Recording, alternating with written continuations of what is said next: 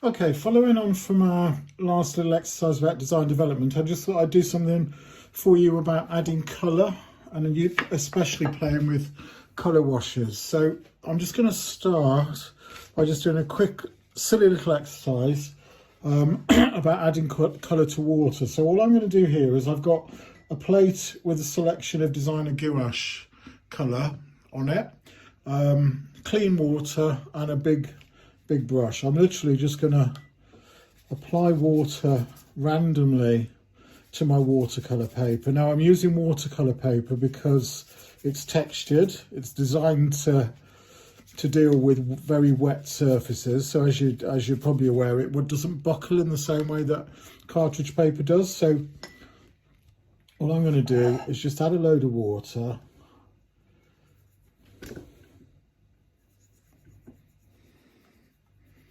And then using very watery gouache, I'm just going to allow that to kind of spread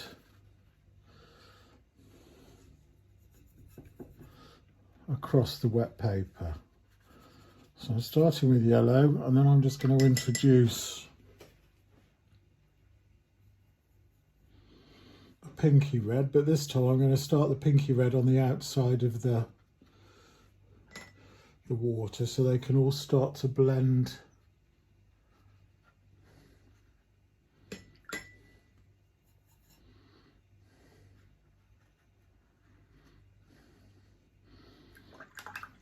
and merge on the paper. So while it's still wet, if you want to kind of help it to blend with a clean wet brush,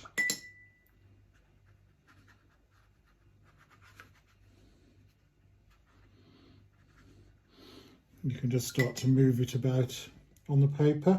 Now I'm just going to take a hint of purple because I like a hint of purple, and I'm just going to add that in.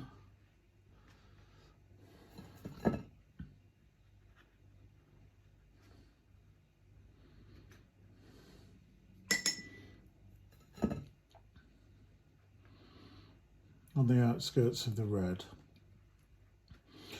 Okay, so the reason why I'm doing this is because somebody had a reference from, I think it's the Dutch National Ballet that Iris van Herpen has done costumes for. And there's some beautiful images that have been taken of the production with really flowing, floaty costume. So one of the easiest ways to present float is just to kind of pretend that you're not designing it, you're just allowing the watercolour to happen. Now something else you can do if you want to have a bit more fun with it is with a straw.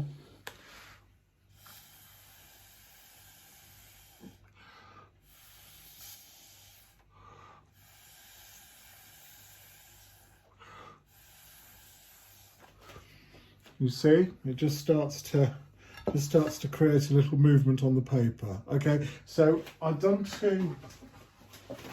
did two of these earlier and I let them dry, and then I'm just going to show you how they can be useful for costumes. So I've got the first one like this, and what I've done is I've drawn on top of it, I've drawn a figure on top using one of my own templates. So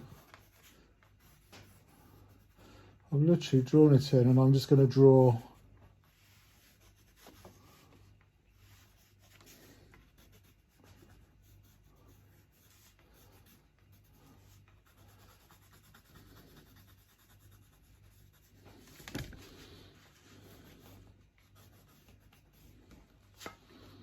a figure in movement on top.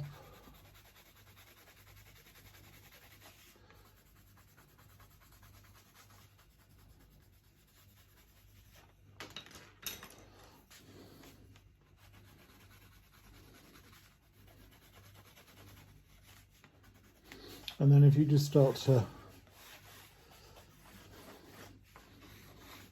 add in some direction of float,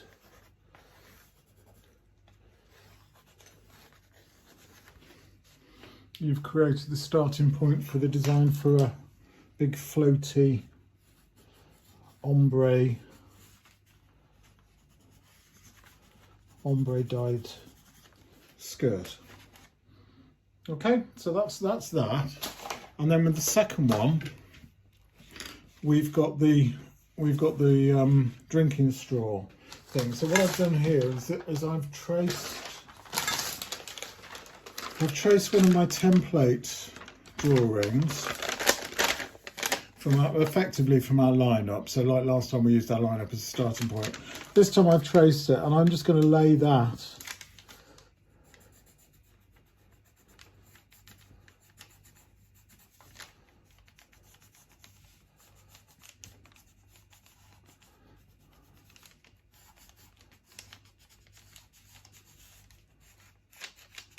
on top.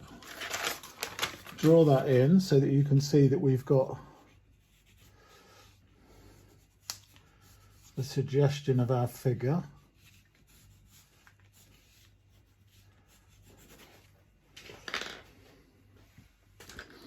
And this time I'm just going to work into it with a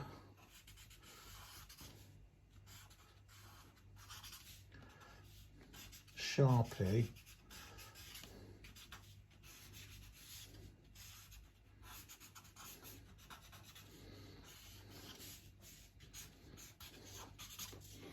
So again, by immediately putting a figure in the centre,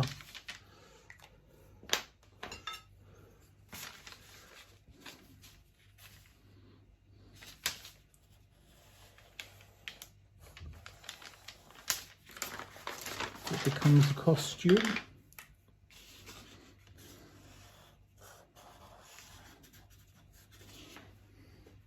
So that's quite a fun way to start. I mean, if you wanted to take it further and really think about it as a costume illustration,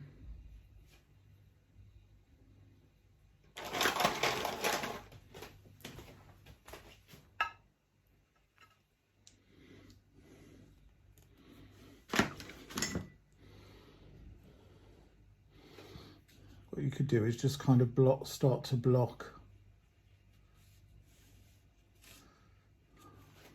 the skin tone out.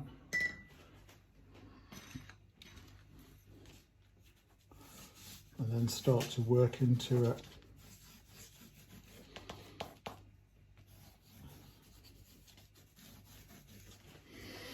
Create the suggestion of a costume. Okay, so that's the first one I want to show you. The next one is, I'm just going to be a bit more literal with this one. So what I've done here is I've taken Rusalka from my layout pad with the layered dress, if you remember from the first exercise, and I'm just going to use the same technique just to kind of show you how I apply colour. So again, what I tend to do is not use paint to colour in, but it literally is about adding colour. Now, one of the things you'll notice here is that I've got a very pale pencil drawing on top, because what often happens is that you have a very heavy pencil drawing and then try and add colour to the top of it. The pencil bleeds into the colour and you end up with very grey, very dirgy looking colours. So as you can see, I've put colour on.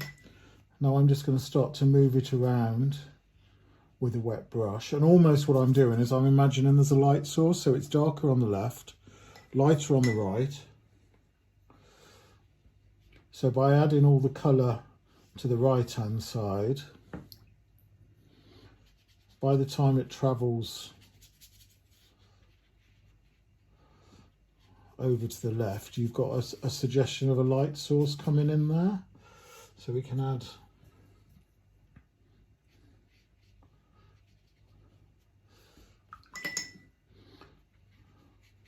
start to add some bluey green tones. Maybe even think about adding in some yellow, which then of course goes green because I'm mixing it with blue.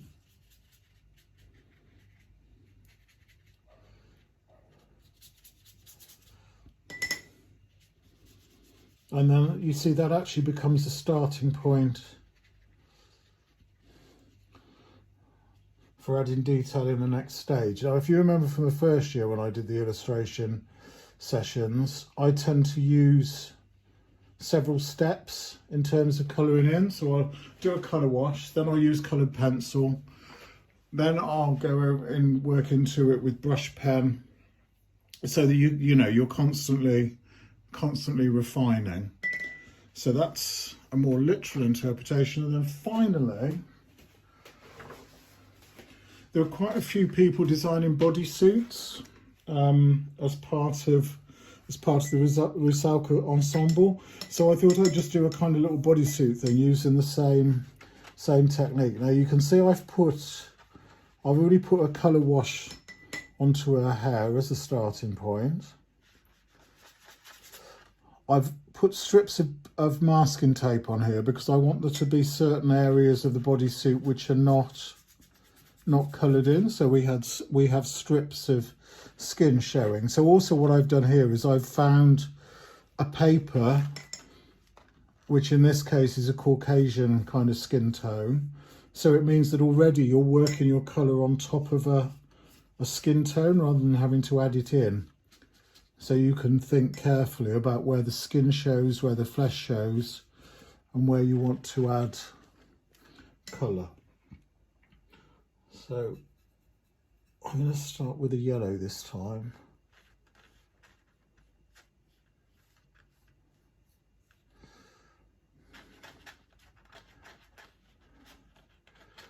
And what this will do is give you the effect of an ombre dye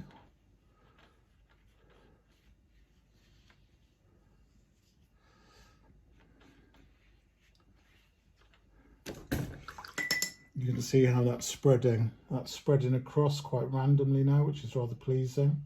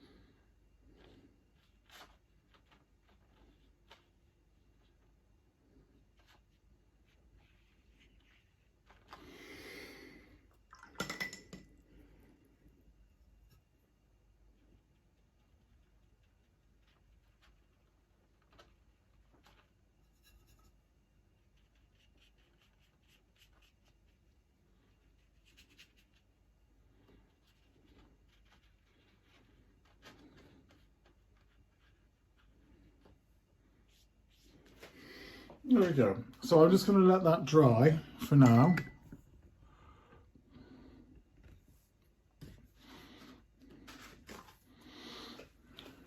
So you've got a good sense of what's going on. And then when that's dry, I'll come back and I'll do the next bit.